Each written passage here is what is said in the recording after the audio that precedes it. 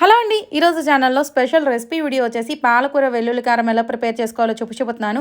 ఒక్కసారి కనుక ఇలా చేసుకొని తింటే 4-5 ముద్దలు ఎక్కువగానే తింటారు. అసలు పాలకూర అనే వాళ్ళు ఇష్టం లేని వాళ్ళు కూడా మళ్ళీ మళ్ళీ తినడానికి ఇష్టపడతారు.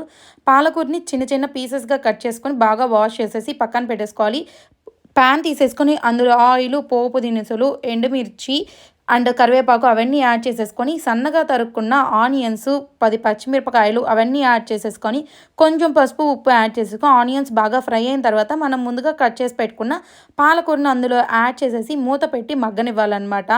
ఇప్పుడు నేను వెల్లుల్లి కారం అనేది ప్రిపేర్ చేసుకుంటున్నాను. వెల్లుల్లి కారం కోసం ఒక చిన్న రోట్లో జీలకర్ర అండ్ వెల్లుల్లి అది బాగా దంచిన తర్వాత కారం అవన్నీ యాడ్ చేసేసుకొని పాలకూరలో వాటర్ కన్సిస్టెన్సీ అంతా పోయిన తర్వాత నేను ఇంట్లోనే ప్రిపేర్ చేసుకున్న గరం మసాలా యాడ్ చేసేసాను. మీకు గరం మసాలా కావాలంటే కామెంట్ చేయండి, మా మదర్ చేత ప్రిపేర్ చేసి పెడతాను. అండ్ వెల్లుల్లి కారం యాడ్ చేసేసుకోవాలి. ఫుల్ ప్రాసెస్ వీడియో అనేది నేను కింద ట్యాగ్ చేస్తున్నాను, చెక్